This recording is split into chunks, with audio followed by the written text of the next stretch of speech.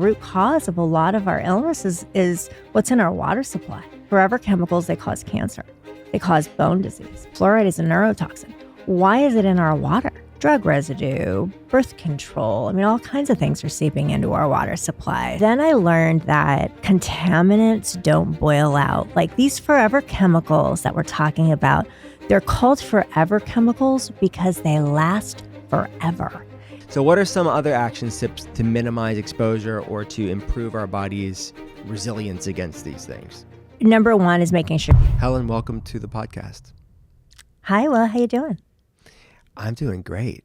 How are you doing? I'm doing excellent. Thank you. Yeah. So we're going to cover some really important information here. I want people to leave empowered, encouraged with some action steps that they can do. They could share this episode with friends and family because it's so important. But I want them to leave hopeful, right? Because we're going to talk about some sobering statistics. It can be very like doom and gloom, but we have to know what we're up against to do something about it. So I'm not going to sugarcoat the reality, but there is so much hope when we're talking about what we can do when it comes to having clean water in our country, right? Yes. We all have to really do something about it. So I'm glad we're having this conversation. Yeah, me too. So, I mean, water, how did you find your calling in this space? What was the story behind that? You know, it's really interesting because I had my own kind of physical journey, and I found myself in my early 40s with severe osteoporosis. I went through very early menopause, and I did not know what was happening. And so, I started breaking, like I broke my pelvis 2 times, and I'm a very athletic person, and I had all this physical stuff going on. And I found a doctor that really talked to me about reducing my toxic burden. And I started looking at the air I breathe, the water I drink, the food I eat. And I really started just making sure that everything that I was taking in was as pure as possible. And when I started learning about the water that we use every day without thinking about it in our sinks and the amount of contaminants that are in them that can really affect your health, and it affected my health, I felt compelled to really start sharing about this through social media, through my girlfriends, through moms I knew, and through people like yourself. And so I've learned quite a lot about the topic, and I'm super passionate about it. So, I mean, we live in the United States of America. I mean, people listen to podcasts around the world, but let's just maybe open this up first as the United States, because that's where we're at. Like, how can we live in one of the most prosperous countries in the world, but be talking about water that is not clean? How did we get here? Yeah, well, I think there's different trains of thought on to what clean is. There's clean water that comes out of our tap that's potable. It's not filled with viruses or bacteria, and it's not. But it's also, as it travels from the municipality to our homes, it goes through this journey of these old lead waterways. Our infrastructure is fairly old, and then there's so much seepage just from us being industrial and all the farming and manufacturing that happens, and the building materials and roadways and cars. I mean, all that stuff seeps into our water supply and travels into our homes. So it might leave the water municipalities, the water plants, fairly clean, but it's the road it travels to get to our homes which is in question. And so that is where a lot of these contaminants are coming into our drinking water. So it's very important at the household level that we're aware of what's happening with our water, and that we can make some simple things, simple changes at home to deal with it. Yeah, you brought up a good point to bring a distinction to what I said, because I mean, clean. When we talk about clean water, we as Americans in our hubris talk about life-threatening you mentioned bacteria or viruses in developing countries. That's not what I was referring to. And thanks for clarifying that. It's, maybe we can call it healthy water or pure water. And this road that you mentioned, this traveling of the water from the water plant to our homes, is where things get picked up because of our environment. So you can, are there what are the resources you recommend to find out in your municipality the water? But as you said, that's not telling you your home. So can you give the distinction there between, okay, yeah, we want to know maybe the area that we're in, because we all know a few years ago what happened in Flint, Michigan. This isn't just a Flint, Michigan problem. Can you clarify that? That's just the one that got attention. Yeah. So everybody, if you're not driving, go to ewg.org. And they have a place where you can put your zip code in and you can run your water report for your zip. And when I did that, that was actually my aha moment. I found, and I still do where I live in La Cañada, California, I have 16 contaminants that exceed the EWG guidelines. Like what? Like arsenic, lead, all these things that collaborate with all these diseases that we don't want in our water. And when I opened my EWG report and I saw the contaminants that were in my water, it was really eye-opening for me. And it's in nearly every single zip code in the United States of America. When you put it in the EWG report, there's contaminants that exceed the EWG guidelines that cause things like cancer. And so we don't want to be drinking that. And we absolutely don't want to be cooking with it. And so really that's the first step in really understanding what is coming through your tap. And then in addition to that, it wasn't until just recently that they were actually even testing for things like forever chemicals. And these forever chemicals that are in our water, this PFAS and PFOS, and there's hundreds more that fall into this category. They're very hard to remove from our water supply. It's definitely a national issue here in the United States of America. And it's really bad stuff. These forever chemicals cause really bad things like bone disease, like I was talking about. I myself have, bone disease and I've had to deal with that. We also have fluoride in our water, which can really impair our cognitive abilities and learning in our kids. And so there's a lot of bad stuff coming out of our sink. And it's really time that we have this important conversation of what simple things we can do to make sure we take care of it. Yeah. And the polyfluoroalkyl substances, the PFAS, the forever chemicals, are unintentional for all intents and purposes, but the fluoride's very intentional. Let's talk about both. But okay, so we'll get there in a minute. So how much can it change the amount of environmental pollutants change between the municipality and that report from the EWG and somebody's home? Do you recommend testing your home water, faucet water as well, or is the municipality report enough? I think that the municipality report is enough to get you started. It's enough to have you purify your water. So, once you run your zip and you see what is in your neighborhood's water, it's fair to assume that that's coming through your tap. And also, there's things that you can do, like, I live in the Los Angeles area. We recently had the fires here, those tragic fires, and people can get TDS meters, which measure the total dissolved solids in your water. It's not going to tell you what's in your water, but if something is kind of really out of the ordinary in your tap water, you'll be able to measure the fluctuations of the TDS. But I think it's safe to say that just about everyone in the United States of America has some sort of contaminant coming through their tap, including what the municipalities are using to treat our water. Like fluoride is one of the things that in some areas they still use. Got it. So if you had to say, from your experience and research and being immersed in this space, how on the list of sources of pollutants that we're being exposed to, where do you see water on the list? Oh, I think it's the number one thing that we need to deal with. Got it. We as we are major water consumers, and we need water. It's one of the things that you'll just die if you don't have, And so I think it's just so important as it relates to your body needs water to detox. And you could be doing all the detoxes and all the cleanses and all of that to just try and get in better health. But if you're not drinking pure, clean water, it's just, it's all for naught, So it's really important that water flushes all these toxins through our bodies, our gut health, our bone health.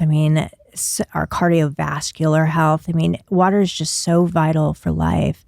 And so making sure you're drinking water is pure from things like microplastics, these fluorides, these forever chemicals, even the chlorine and the chloramines that they're using to treat our water wreak havoc on our gut health. So this is, I think, one of the fundamental things that we need to be thinking about for our health and for the health of our children. How common are herbicides and pesticides in water? Very common.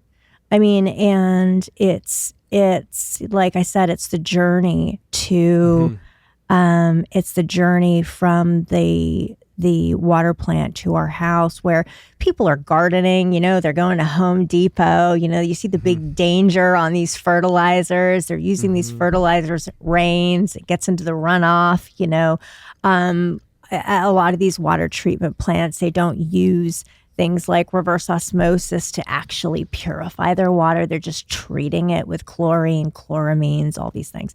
And so it's really, really hard to purify water. And it really has to go through some sort of, RO process to remove kind of the small things. And in addition to fertilizers and pesticides, we also have, drug residue, birth control. All kinds of things are seeping into our water supply. So purifying is key, and we can't, our infrastructure has not been able to deal with the water crisis that we have here in the U.S. And there's, Biden passed a bill, the Biden-Harris administration passed a bill, and over the next 10 years, they're investing, billions in dollars in infrastructure to redo our lead waterways here in the U.S., but it won't be in my lifetime, really, that this will be done. So paying attention to our water at home is really crucial for people here in the United States. So what you're saying is waiting for the government to change the water, we should not be doing that. We should be acting now. Absolutely act now as it relates to your water quality at home. Yeah. And that, I was going to ask you this later, but like a lot of people within wellness, me included, are hopeful about some of the things that people like Bobby Kennedy are talking about in the attention of chronic disease. I'm hopeful. But then there's this honest juxtaposition, contradiction that people will say to me when I bring that up. Well, look, the Republican Party, of which Bobby Kennedy is not a Republican, but anyways, you know what I'm saying? That sort of administration is notoriously for deregulation, and it's really corporatocracy and sort of corporate putting profits over people. That's a significant part of that. So what's your take on that? I think that's a big question, a political question, but like, what's your view of, is the answer more regulation, obviously more money towards infrastructure, certainly?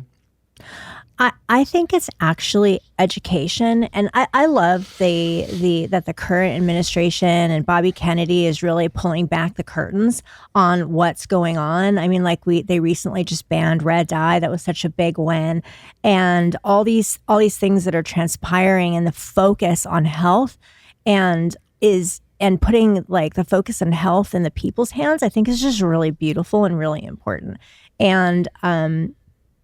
And so I think that we need to invest in our infrastructure. I think that there's been so much investment in these Band-Aids and medications and things, instead of really looking at the root cause of a lot of our illness. The root cause of a lot of our illness is what's in our water supply. These forever chemicals, they cause cancer. They cause bone disease. We know that fluoride is a neurotoxin. Why is it in our water? And so when we we think about this. It's like water is a root cause of why some people are unhealthy, and I think as a country, like people got fed up with red dye and kids' foods. It's like we need to become really fed up and talk about what's going on with our water because it impacts our health. And for someone who's had, a lot of issues hormonally, early onset bone disease when I'm an athlete, I'm a marathon runner, I'm all these things, if it can happen to me, it can happen to you, So I'm more healthy than not, I'm not a junk food person. I always looked after my diet. I did all these things, and it was the environmental exposure what got me sick. And so, doing everything I can do to make sure that what I'm drinking, what I'm breathing, and my surroundings are as pure as possible. I just think it's fundamental that as a country, we really start looking at the situation.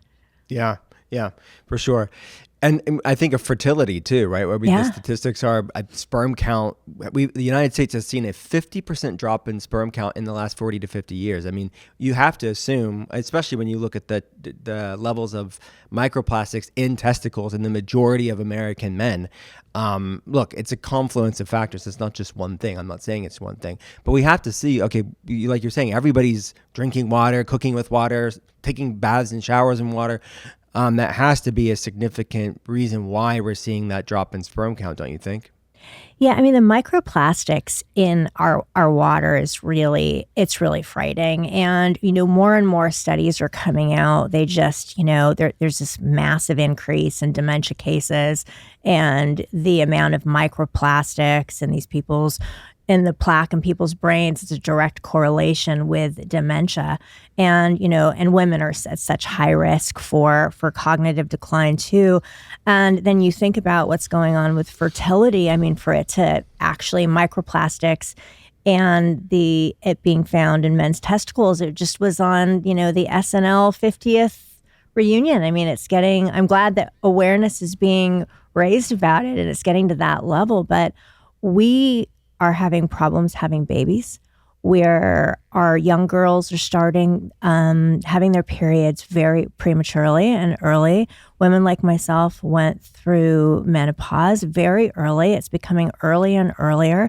And we really need to look at what's happening with our hormones for both women and men. These plastics are endocrine disruptors, and they're wreaking havoc on our bodies. And so one of the things that we need to start doing is really thinking about how do we remove them from our day-to-day. And one of the ways that you can remove a lot of these environmental toxins and help with your actual detoxing of them is by drinking purified water. Mm-hmm. Okay, so with all these unintended consequences or whatever, I mean, ramifications of industrialization, like we've talked about, but the fluoride, the using fluoride in water is intentional. Can you go back to what's the history behind that?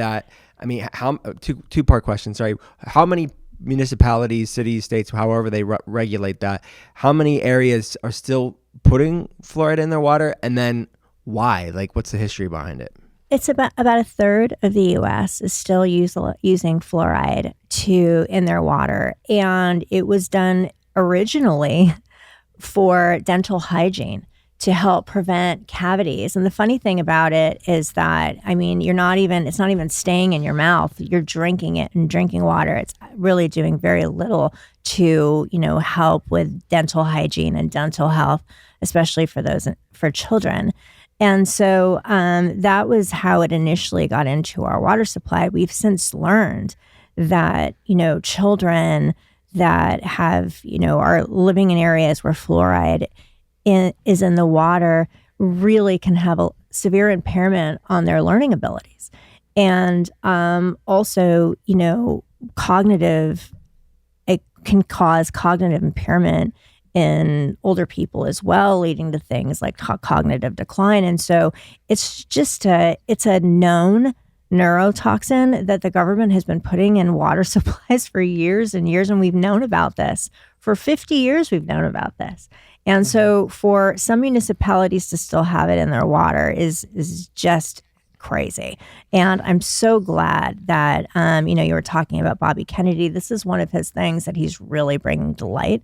We've been talking about it at our company for years and years. We've been having this conversation for a long time. So getting the publicity behind it, we need to understand that this is still happening here in the United States, and no one should be drinking water with fluoride in it. And it's really hard to remove. It's not easy to pull out of water. Is there a way to look at a map or some sort of directory to see if you're part of the 1/3 of the United States that still puts fluoride in the water? Yeah, I think you can do research into your municipalities. Like I live in an area, it's called Crescenta Valley, and you could really look. They make reports every quarter, I believe, on what they're treating the water with. And so empower yourself. Get that report from your water municipality. Make sure that you're reading it. And then also the EWG is a great resource to really understand what's going on in your water. Got it. So the counter argument here for people that are like, we're being hyperbolic and fear mongering about fluoride. There's nothing wrong because the dose matters and it's small amount. What do you say to somebody who, that's sort of the mainstream conventional critique of what we just are talking about? I mean, I have 16 contaminants that exceed the health guidelines in my water that cause cancer. So I don't want to take that risk with my family or my animals or anybody. And there's simple things that we can do to just remove that risk from our households. And so I think that me having had my own personal health issues, I just am so passionate about educating people on small things we can do at home and to make sure that we're providing a healthy place for our family. Because, look, cancer is on the rise. These fertility issues are on the rise. Like you were talking about this. It's just crazy. Like all these things, obesity in children, gut health problems, dementia, Alzheimer's, like we're not a healthy society.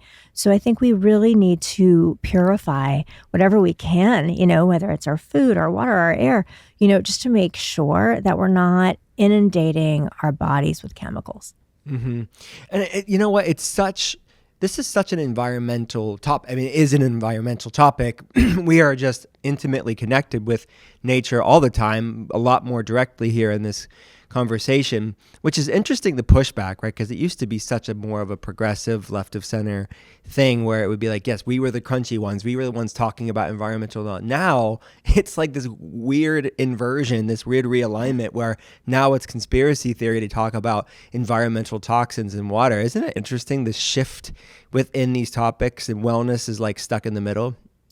Yeah, I think it's actually it's really surprising to me because, like yourself, I've been out educating on this water conversation for several years, and now all of a sudden, you're right. Everyone's like, "Wow, like, do you really believe in that?" And I'm like, "Yeah, no, I really believe in this because I see the lab results of what's in the water, So it's factual that we have this crap in our water supply, and also." I one of my big aha moments when I got my waters, and this was 6 or 7 years ago, I ran my water for the first time through EWG, and then I learned that contaminants don't boil out. Like these forever chemicals that we're talking about, they're called forever chemicals because they last forever, and it's really hard to get rid of these things. And so when I started thinking about cooking, like people think about, when you boil water, you're programmed to think that you're purifying the water when you boil it. But if you hear one thing that I say on this podcast today, please hear this. Contaminants do not boil out of water. And so when you're making mac and cheese or you're boiling some pasta, you put a kettle of water on the stove. You're not purifying your water. These contaminants, these forever chemicals, they actually concentrate. You're not boiling them out. So when you think about all the stuff that you've cooked for people where you've had to boil a pot of water, as a mom, And as someone who loves to entertain and cook for my family, that really threw me, Hmm. because we are programmed as people, like if you boil it, it's clean. It is not true as it relates to water. Got it. Yeah, that's a great point. Thanks for bringing it up. So, and then on the same topic of people that say, well, it's fluoride's in that small amount, it's not a big deal. I want to just talk about that real fast because Yeah. we're not taking into account that each human being is drinking different amounts of water. We're all different weights. We're all different sizes. Like there's so much context to that it's not that amount of fluoride in the public water is not taking into account that bioindividuality at all. I think that's a significant point here that we didn't think about, or they didn't want to think about or consider 50 years ago. Well, yeah. And you think about, you have a toddler and you fill their sippy cup with water from the tap. And I mean, do you really want to be giving your toddler the sippy cup filled with water from your tap? It's just filled with microplastics and fluoride and forever chemicals. And Hmm. and why would we do that? I mean, no one in like I think like as a mom, you'd never want to be like, oh hey, here's a sippy cup, baby, filled with all these contaminants, Yeah. chromium, all this stuff. No Hmm. mother in their right mind would give their tiny little toddler that's 19, 20 pounds a sippy cup filled with water that has chemicals in it. But isn't it interesting because we are so comfortable in this country where we have quote unquote clean water, meaning that you're not going to get some random bacterial driven disease with public water so much in this country, but we just trust it. We trust that when we're pouring it up from the tap, we are getting good water. But the reality is, hopefully, this conversation is having a lot of thousands of aha moments for people. Okay, so let's talk about filtration because there's a lot of different types of filtration out Yeah. there. What's the lingo? What's the things that people should be looking out on maybe boxes and the types of filtrations? What's the best filter? Let's start there. So I'll take you. So first of all, filter your water. Like whatever you need to do, like just make sure you're putting it through some sort of filter because some filter is better than no filter. Okay. And so there's different types of filtration. You have pitcher filters, and that's people they sell them at the grocery store. It's kind of like my first level of filtration. And what those are is it's just a carbon block and you pour water through it and it's going to take out some lead. They're mostly made to remove lead, chlorine, and make your water taste a little better. And they're absolutely better than nothing. The problem with pitcher filters is that if you don't really stay on top on changing the filters, you can actually superdose yourself with contaminants. Once Wow. it gets filled, you're super leaching those contaminants right back into your drinking water. So there's not a lot of checks and balances, and you're just putting it through a carbon filter, which is better than nothing. Then you have your sink filters that attach to your faucet and also your fridge filters. Those are a little marginally better because they're using pressure. And so anytime you use pressure to purify water, you're going to be able to purify your water a little bit better because you need pressure to purify. Same thing, the water is traveling through a carbon filter, and for the most part, those are meant to remove lead, chlorine, chloramines, that type of thing from the water. And so, absolutely make sure that you're using your fridge filters for ice. Keep that changed. It's the same thing. It'll superdose you with contaminants if you're not changing that filter on time. What I like is, and what we have at the company that I work with, AquaTru, is a reverse osmosis system. So reverse osmosis, like with our AquaTru system, you have your first filter, which removes rust, sediment, big contaminants out of the water. Then it goes through the carbon filter, which removes lead and chlorine, and then it goes through an actual reverse osmosis process. This reverse osmosis process is what bottling companies do when you go buy bottled water. You're buying a bottle of water that goes through an RO process. And what RO does is there's a membrane, and as the water passes through, the contaminated water stays on one side, and purified water goes through the other. And then AquaTru also has a fourth level of filtration, which is a coconut carbon VOC, which also removes all these things that are super hard to remove, like the drug residues, forever chemicals, that type. So once you go through a complete RO process, you're left with pure, clean drinking water free of contaminants. That is really what you want to be drinking and cooking with for you and your family. Beautiful breakdown. Beautiful breakdown. What's the price difference for people that are like, okay, like the different levels that you said? I know it ranges in price, but like what's a typical range for each level? Well, I think, you can pick up, a Brita filter, a pitcher filter, and you can get one for like $30, $40, but the hidden cost of those filters is the replacement. Because if you're going through gallons and gallons and gallons of water a day, you're going to be having to change those filters constantly. And so really, it's deceiving that it's less expensive because of the... And plus, you're not filtering everything out either. Right? Yeah. Exactly. You're not getting the quality. So at our company, we have water filtration systems that will start at like $250, $300, but you have a year of filtered water out of that, and so when you think about that, that just $250, $300 for a year of pure water when you don't have to buy bottled water, you don't have to pick it up at the store, and really like all these bottled plastic waters, you don't want to be drinking anything like that anyway.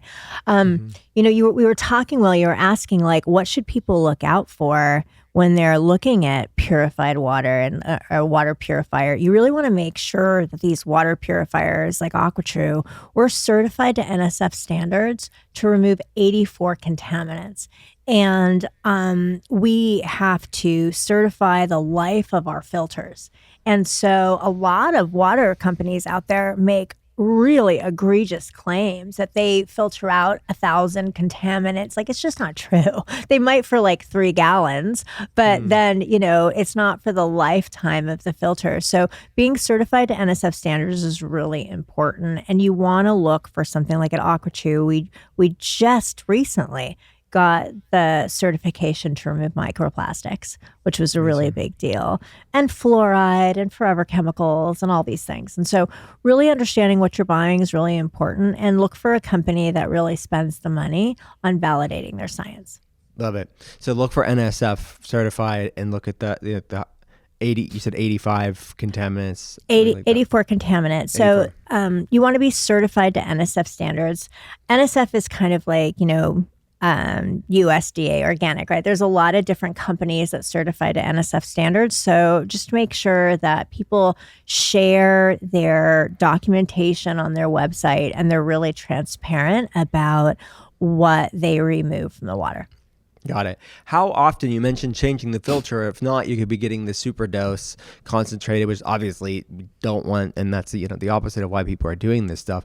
How often should people be changing their filters? So with AquaTru, our system, you change the carbon filter once every 6 months. You change the reverse osmosis filter every 2 years, and then the VOC carbon every 1 year. So pretty long filter life, and so that's what you really want. You really want to make sure you get some filter life. With pitcher filters, it's for the gallons. So if you have to change it every 20 gallons, people can go through that. And if you're cooking and doing everything you're supposed to with your filtered water, it's like that. Yeah. A small household, you might have to change a pitcher filter every week. Got it. Yeah. So the RO systems, they're hooked up to the house, right? That's how. Well, there's no pitchers. Yeah, explain that. So we at AquaTru, we actually have a patented countertop system that you just put on top of your counter. So you pour water from your tap in just like you would. And we actually have a glass pitcher. It's called the AquaTru Carafe. It's beautiful. And you just pour water in from your tap. It goes through the complete 4-stage filtration process, and then you're left with a beautiful glass pitcher of pure, clean water. And we also have, like, a lot of people love remineralized water. So if you want to remineralize it, we have a remineralization filter that you could put on. So we're lucky to have this unit that goes on your sink. And then we also have a bigger one that goes on your counter for people that have families with a big blue button so the kids can, like, pour their water out. And then we have an under sink system also. So we really have something for everybody. We have one that goes under the sink and 2 that go on your countertop. Great. That's amazing. Different options for people. Yeah. What do you think, what's your advice, or what's the extent of potential issues when it comes to taking showers and baths with tap water? Well, at AquaTru, we've been working on a shower filter for a couple years now. We're launching it here in a few months. And, our skin is our biggest organ. So you just really want to make sure that, you're able to pull out. People should start thinking about the chlorine, chloramines, heavy metals that are coming through our showers. And so, like our company, like, we just did a pre-launch for the shower filter. I think it's important. I think that wherever you can put things in place to keep you and your family a little bit healthier, you should. And for sure, from a beauty perspective, right? Like, all these women, myself included, like, we're getting our hair done. It is what it is, So they say the 80-20 rule, and women love to get their hair done. So you definitely don't want to be, like, washing your hair with chlorine. It's just stripping all your hair's natural oils, your skin's oils from your skin. And so the more we deal with that, the better. Yeah, certainly. And then look, I haven't seen a study per se, but maybe that's a good question for you. Have you seen a study of the absorption rate when you're thinking of, showers, steam, breathing it in? We're talking about these contaminants. I would assume the absorption rate is more than we want, even if it's not as high as, I don't want to be hyperbolic because I don't know the rate, but it's probably not something anybody should be even, we should be erring on the side of caution there.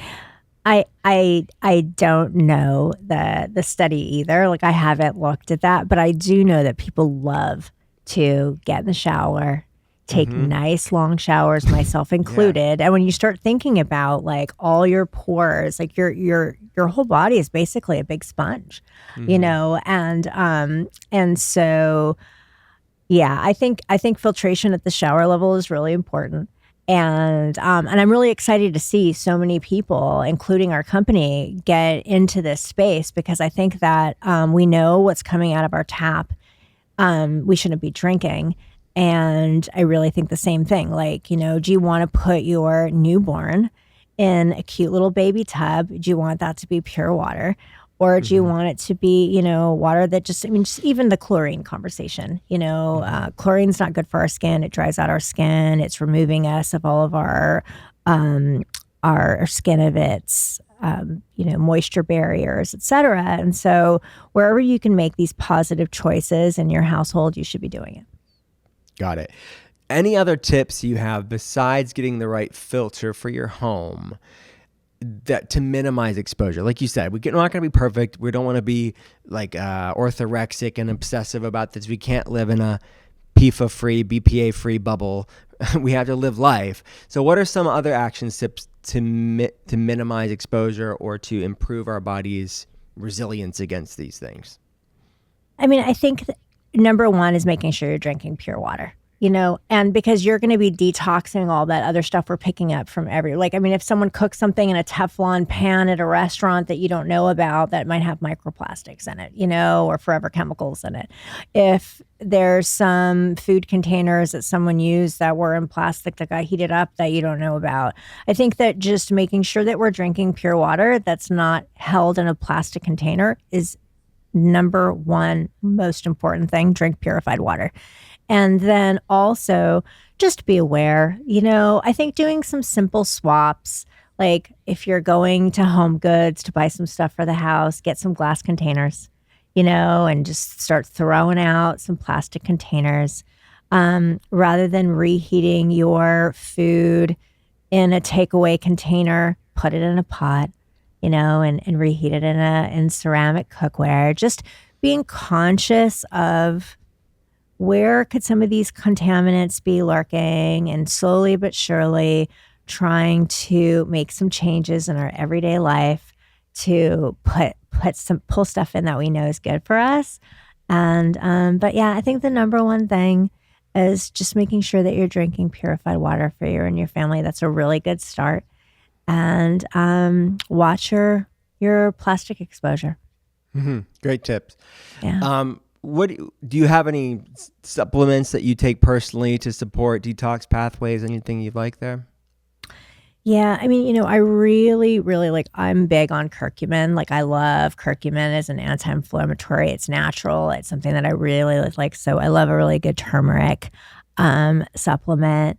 And then I also am doing a lot of vitamin D and vitamin K, to just make sure that I'm getting the nutrients where they're supposed to go. And so those are some supplements I really like right now. Got it. So now we kind of took people through the journey. Now you're at the point where you're having clean water. That's one of your major tips. We know hydration is good, right? People get that, but why? What are maybe some of the surprising reasons why people should want to be hydrated? What's it doing that they maybe haven't heard? Oh gosh, I mean, we're all walking around dehydrated for the most part, so as a state, we are don't drink enough water. And so I really try to make sure that I'm getting at least my body weight in water a day. That's kind of where I try, because I mean, we're so active. And like me, I'm an athlete. I work out, I run. You can't be running, 50 miles a week and not putting that back in. And so I think for myself, I'm a runner, so I try to drink a lot of water. And I think that the benefits you'll see just from pure vanity standards is your skin, and also how you feel. People feel run down. They feel tired. They just don't feel well. And that could be a direct connection of just not getting enough water in your day to day. You get headaches, all these things. And so people just don't really understand how dehydrated we are. And so I think really making sure your water gets in and you're hydrating enough is super important. And then an added benefit is you'll lose weight. And so I think people, they eat, they're thirsty, but they're eating and snacking as a replacement for hydration. And so just make sure you're getting enough water. You mentioned remineralizing water. Yeah. What's your thoughts on that? I mean, what should people look out for? What do you recommend? Well, I think it's super important that we're getting our electrolytes. And so that's one of the things we're often asked at AquaTru is, because it's reverse osmosis, are you stripping all of the, minerals out of the water? I mean, truth be told, you're really not getting that many beautiful minerals out of your tap water anyway. So I really love remineralizing water. So I think getting a really nice electrolyte or a really nice pure salt, there's so many of them out there. There's so many great brands out there that I love, like Lemon and Redmond Salt. And there's all these great companies, Beam Minerals, I can go on and on, that are doing really great things. And I take Beam Minerals daily in my first glass of water a day. And it really makes you feel much better. And I think it also really helps making sure that the water you're drinking is actually hydrating you, that you're getting those minerals. I don't necessarily think that you need to cook with water that has been remineralized. And so for me, I like to keep them kind of separate and add minerals to my water. So I think it's very important. And then if you're athletic like me, I do this crazy endurance running, and making sure that I'm not depleted of electrolytes is so important. And, it really can cause cramping, severe discomfort if you're not getting enough minerals in your diet. Got it. You mentioned the LA fires and the concerns there, and probably, we probably don't know the full scope of this yet, right? But Yeah. what are they seeing, at least at this point, at the time of recording? What is being found? What are the concerns in the water?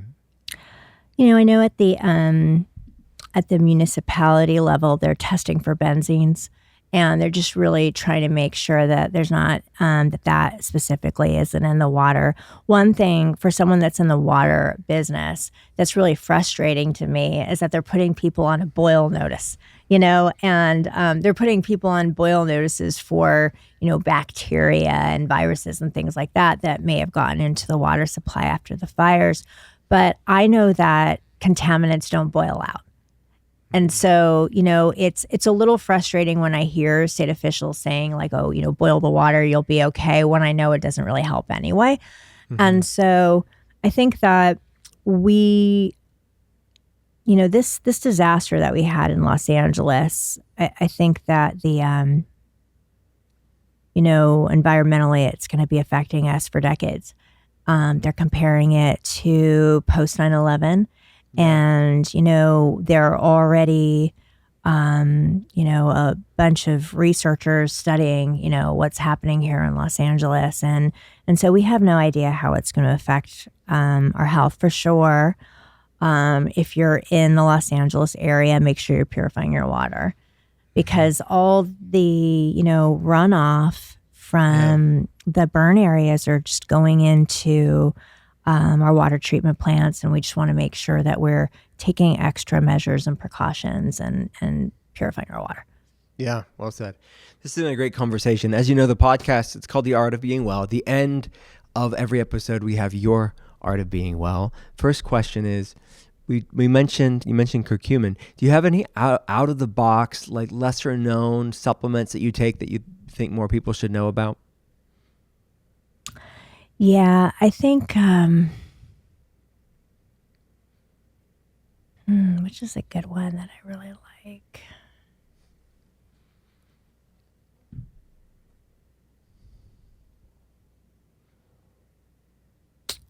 I really like a little, I'm not remembering, right, like there's a,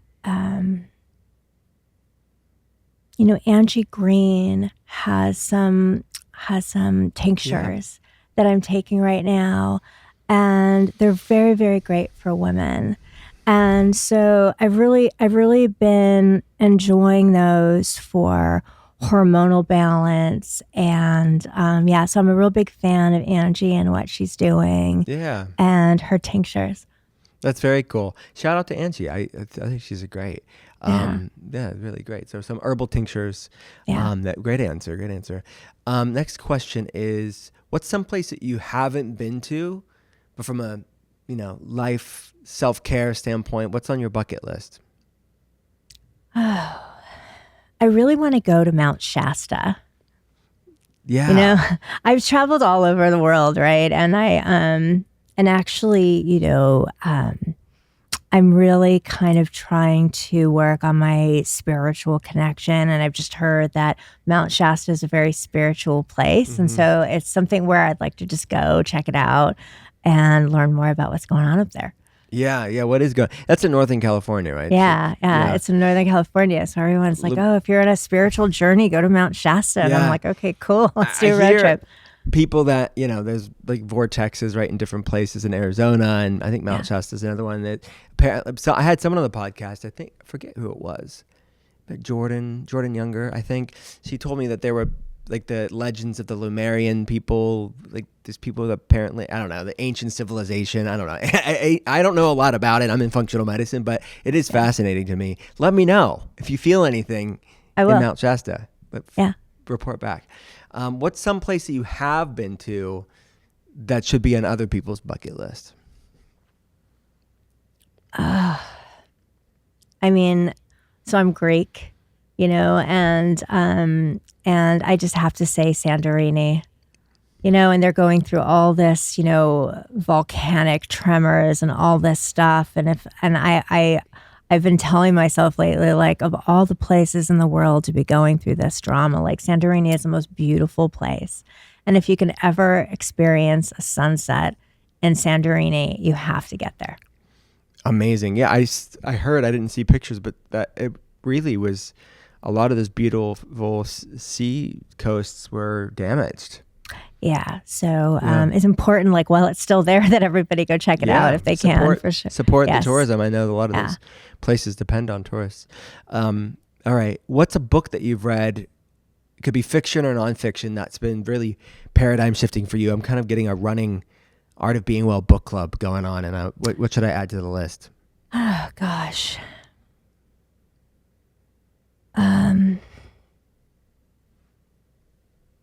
I think the one thing that I just finished it. It's kind of like a professional book. It's a book called Grit, and I think that this work that we're doing, on raising awareness for things that may be uncomfortable for some, it takes a lot of grit. There's a lot of naysayers that kind of like come out of the woodwork that try and kind of silence people when you're really just trying to share information for the good.